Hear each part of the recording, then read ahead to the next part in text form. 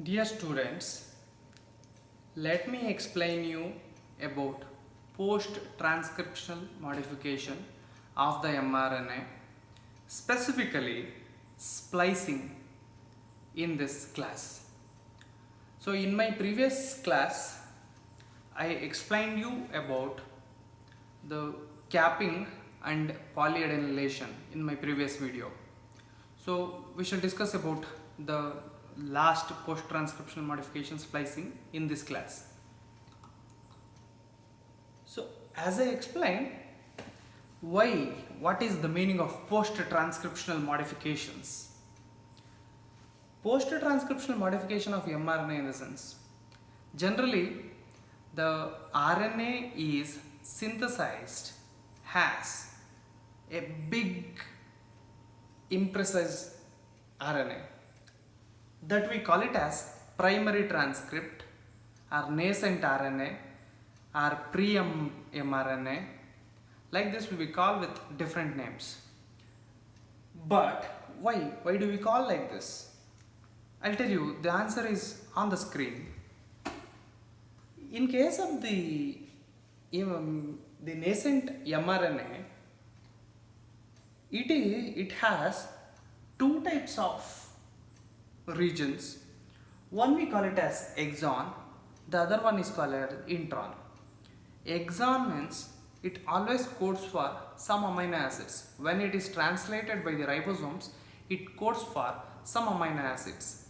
Introns means it is a region, a stretch of nucleotides that doesn't code for any amino acid, or you cannot see intron in the matured mRNA. So introns are eventually removed from the mature mRNA and exons are joined together. Apart from this, to recognize mRNA by the translation machinery, mRNA undergo processing and there are some additions. We call them as capping and polyadenylation, sometimes also called as tailing. Here, if you look at the first picture, this is the nascent mRNA or primary transcript. When the first modification that it undergo is at the 5' region, it attains a cap. The cap is nothing but 7-methyl guanosine. I have already explained about capping and tailing in my previous video. So exon, intron, so there are alternate arrangement of exons and introns. 5' end is capped by the capping enzyme. The next modification is, of course, we have protected the mRNA from the 5' end. The next one should be from the 3' end. So 3' end, the tailing machinery adds polyadenosine residues to the 3' end. Several adenosine residues are added to the 3' end. So to protect again the RNA from the 3' end, also to make it enable the recognition of the mRNA from the ribosomes and other translation machineries. The next thing is splicing, which I am going to explain in today's class. So splicing means removal of these green color areas. Green color areas are nothing but introns. Removal of introns and joining of exons taken together to get the mature mRNA. This mRNA has been protected from 5' end. It has 5' cap. It has only exons, no introns. It has poly A tail. So we call this as the mature mRNA. Let me explain you how exactly these introns are removed from the mRNA. So as I explained, generally introns are seen in case of the eukaryotes. Bacterial system, there are no split genes.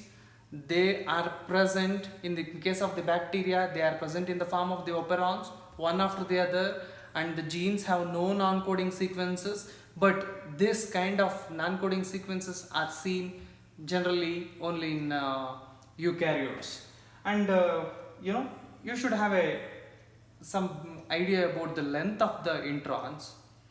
Generally, the length of the intron in terms of the number of nucleotides, it is always more than the length of the exons. Comparatively, exons are lesser in size than the introns. Introns are always big. Then, how many introns can we see in a gene? The number is not precise. You cannot really tell the exact number of this. It may be 1, 2, 3, any number, but you should also know that a gene called as the titin, titin is a muscle protein. The gene that codes for the titin gives rise to a mRNA. That mRNA has 363 introns. You should believe the fact that it has 363 introns. So you assume the complexity or the amount of introns that are present in the eukaryotic genes. At the same time, you should also know that histones generally lack introns. So this is a very notable point.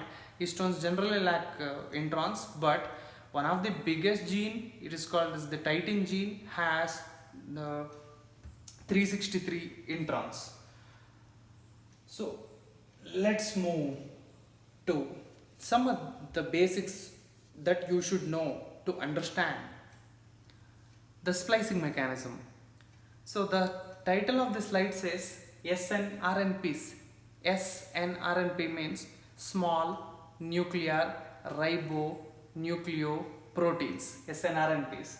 So altogether there are several SNRNPs, I'm sorry. So generally splicing is mediated by a specific machinery. We call it as spliceosome. So it comprises of several proteins, and all proteins together we call it as spliceosomes, which I'm going to explain next. Spliceosome generally have more than 150 types of proteins and 5 types of RNAs. See, you may be wondering why the name SNRNP. It is like small nuclear. Yes, of course, they are formed in the nucleus and all this processing takes place in the nucleus. That's why small nuclear comes. RNP, ribonucleoprotein. In case of the ribosomes, they are made up of rRNA and proteins. So ribosomes are also a type of ribonucleoproteins. RNP means it should have a RNA content, it should have a protein content. So we call it as ribonucleoprotein. Since they are present in the nucleus and small in size, they are small nuclear ribonucleoproteins. Same like the ribosomes, these splicing machinery also RNPs. They are the mixture of proteins and RNA. This is very essential to understand the topic. And I've also given you there are more than 150 types of proteins involved in the formation of these SNRNPs, and there are 5 different types of RNAs.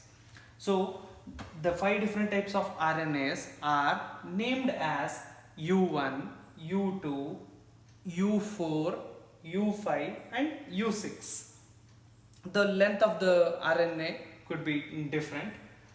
So when U1 RNA combines with some amount of protein, we call this as UNSNRNP. When U2 RNA combines with some amount of proteins, we call it as U2SNRNP. Like this, the names are given, and it is given in the slide also. So rather than going like in the form of the text, I should take the example of a protein and explain you to make you understand the concept. Yes, let me get back to the structure of the mRNA that I am considering here. Here, using these slides, I will explain you about mechanism of splicing. I will talk to you again about SNRNPs in the next slide. Before that, you know that there are exons, intron, one after the other in the alternative fashion. You can see that the yellow colored region is the exon, the green color one is the intron, this region is the intron, again there is an exon. So relatively, if I consider this is the mRNA with 2 exons and 1 intron,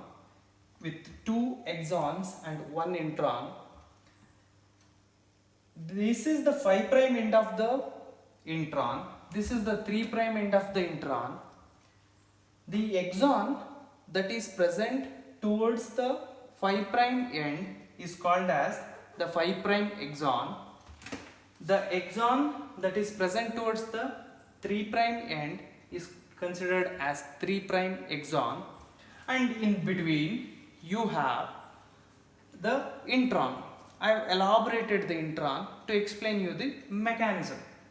Apart from this, so if I ask you to remove the introns, of course the introns should be removed from the beginning until the end. So this is the beginning of the intron and this is the end of the intron. So intron should be cleaved at this point and also at this point. So we call this point as 5' splice site. We call this site as 3' splice site. So apart from this, how do you recognize the intron? One of the conserved sequence that you see in case of the intron is always intron start with GU and ends with AG. You can see GU and AG. This is the highly conserved sequence in case of the introns. Introns always starts with GU and ends with AG. In addition, in the middle, introns have a branch point, and the branch point has again a conserved sequence, and the sequence is generally called as Curie sequence. Curay. Curie means, though since it is a mRNA, Curie means C for cytosine, U for uridine, R for any purine, R could be any purine, A is adenosine, Y is any pyrimidine. So this is again a conserved sequence that is present in the middle of the intron. We call this sequence as branch point. So one more thing is, the Curie sequence is little bit towards the 3' side. There is a pyrimidine rich region, and this region is called as polypyrimidine tract.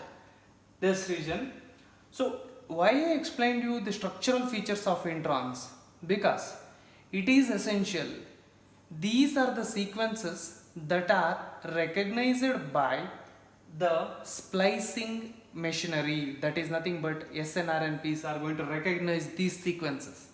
Let me explain you how.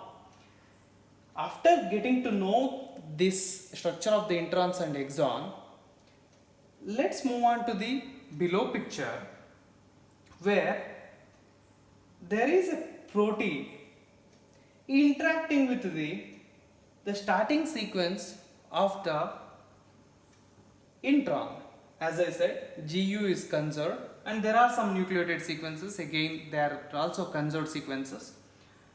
Here the type of interaction that you are seeing is RNA-RNA interaction. It is not protein-RNA interaction, it is RNA-RNA interaction. This one is called as U1 SNRNP. As I said, there are 5 types of SNRNPs: U1, U2, U4, U5 and U6. U1 SNRNP is interacting with the nucleotides that are present at the 5' splice site. This is the 5' splice site as I explained you earlier. So one more thing is, as I said, these snRNPs are made up of protein and RNA. If there is RNA in it, the RNA that is present in the snRNP can make complementary pairing with the RNA that is nothing but your intron. So a basic point to be observed here is intron has GU, AA, GU sequence. The sequence that is complementary to the 5' splice site is there in the RNA that is involved in the formation of the U1 snRNP. Therefore, RNA that is present in the U1 snRNP has the complementary sequence to the 5' splice site. Therefore, it establishes the complementary linking with the 5' splice site. So, it is very clear that RNA-RNA interaction has taken place and the protein has been, that U1 snRNP has been accommodated, or it is recognizing the 5' splice site. Initially, this is the first protein to be accommodated. The next step is, after U1 recognizes the 5' splice site, the second protein that is accommodated on the intron is U2AF. U2AF means U2 auxiliary factor. U2 auxiliary factor has two subunits, the smaller subunit and the larger subunit. Smaller subunit recognizes CAG region, that is the 3' splice site, and the larger subunit recognizes the polypyrimidine tract that is present just before the end of the intron.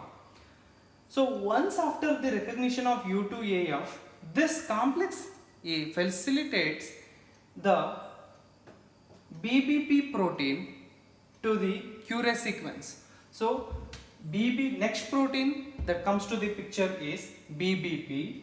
BBP protein recognizes the Cure sequence along with the U2AF to form the protein association, and this complex is called as E complex or early complex. The RNA with U1, BBP and U2AF is called as E complex. Next protein is U2. U2 is a very important protein. I am going to explain about it now. U2 makes its way to the early complex. Once the U2 comes and binds to Cure sequence, there is a displacement of BBP. BBP is removed from the DNA. But you must observe, in the Cure sequence, there is a displacement of A from the RNA. I have written A somewhere outside. Why it is so? What happens to that A? Why after the binding of the U2, the A is protruded outside like this? The answer is, so this is U2 snRNP. I have just written the Cure sequence along with the interaction of the Cure and along with the U2 snRNP. So as I said, U1, U2, U4, U5, all these snRNPs are the mixture of proteins as well as RNA. The RNA interacts with the specific sequences present on the introns or in the splice site. The same phenomena takes place. Here, the U2 snRNP has the sequence of the guanosine, which interacts with cytosine, that is present in the intron. It is in the branch point Cure. This is C. U always pairs with adenosine. Next, it has a pyrimidine, which is complementary to the purine in the Curie sequence. But next it has a purine which is complementary to Y. Among Curie, there is no nucleotide that can make the complementary pairing with the adenosine of the Curie. There are these nucleotides in the RNA that is involved in the formation of the U2SNRNP. This RNA belongs to U2SNRNP, and this RNA is making the hydrogen bonding with the nucleotides of the introns. In this case, Curie is the sequence that is present in the branching point. Cu is interacting with Ga, then the purine is interacting with the pyrimidine, and another pyrimidine is present. Instead of, if there was U here, then the protrusion of A wouldn't have taken place because of the absence of the nucleotide that is complementary to the adenosine residue of the Curie sequence.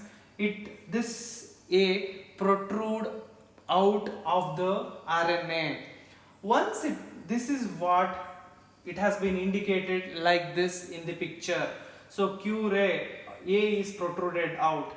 Once the A is protruded out, I'll explain you about the mechanism of these things little later. Once the A is protruded out, after the binding of this U2 and other factors, another protein complex called as tri-SNRNP particle. This is the combination of the ribonucleoproteins, that is U4, U5 and U6. When these three proteins comes together, this is called as tri-SNRNP particle. This enters the reaction. What it does is it results in the bending of the RNA like this. It brings the conformation change in the RNA. So you can see that there is U1, U6, U4, U5. This protein RNA complex brings the Curie sequence near to the 5' splice site. So this is nearing the 5' splice site. We call this as B complex. So basically U6 binds to the same sequence as the U1. Once after this is again an important slide where U1 is, after the binding of this triparticle, U1 is removed. U1 has no role further. Then once after the removal, for the loop remains the same. Next is U4 itself has been removed from the protein machineries.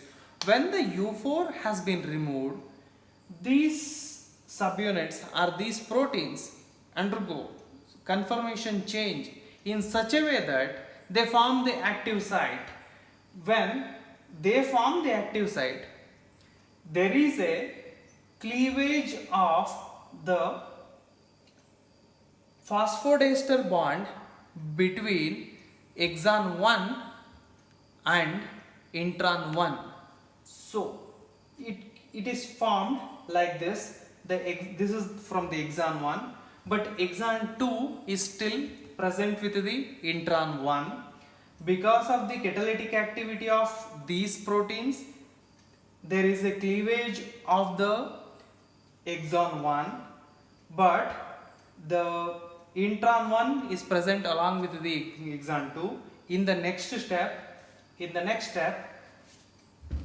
so there is a breakdown of the exon 2 or the cleavage of the exon 2, which result where exon 1 and exon 2 are joined together, and the intron is removed like this, and this structure is called as lariat structure.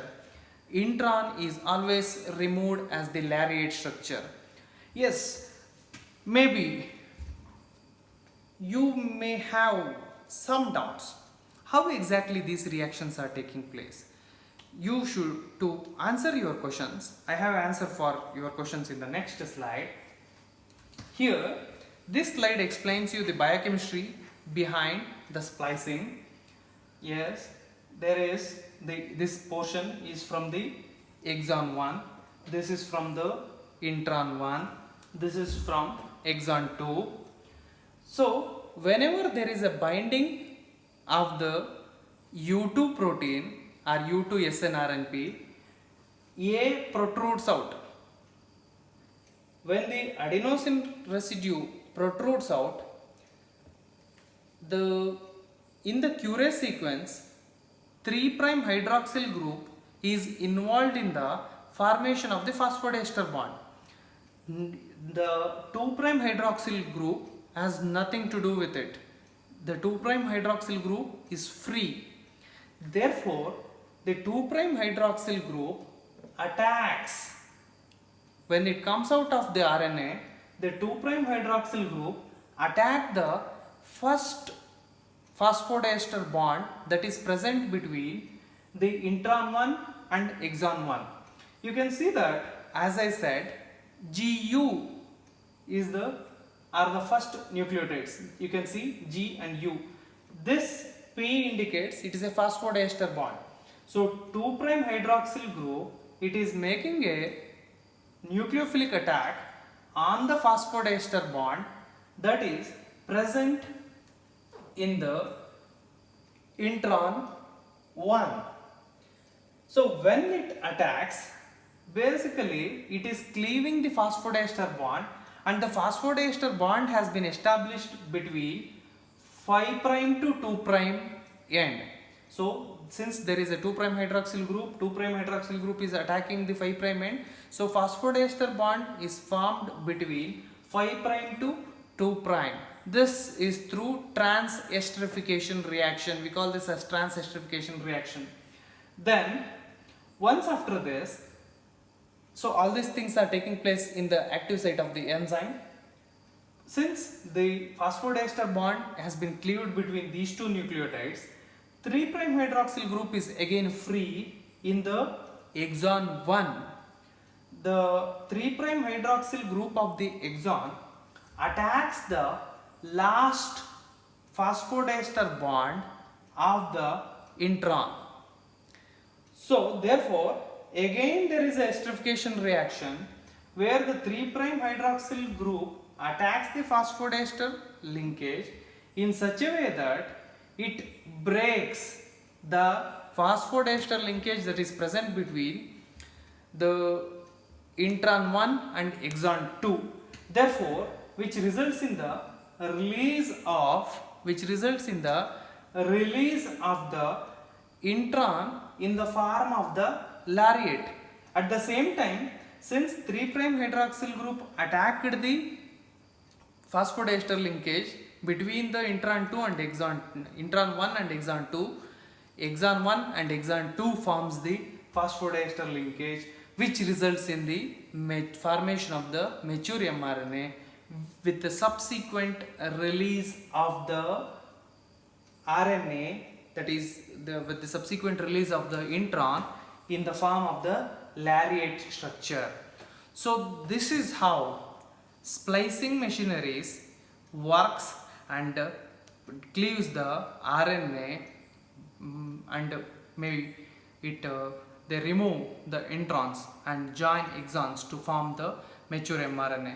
I took just the example of a simple gene which has 2 exons and 1 intron, and you must think about the complexity of how exactly it works in case of the titin, which has 363 introns, how complicated the system works. So though the splicing machinery looks simple in case of the larger proteins, it is not really as we assume. Yes, thank you.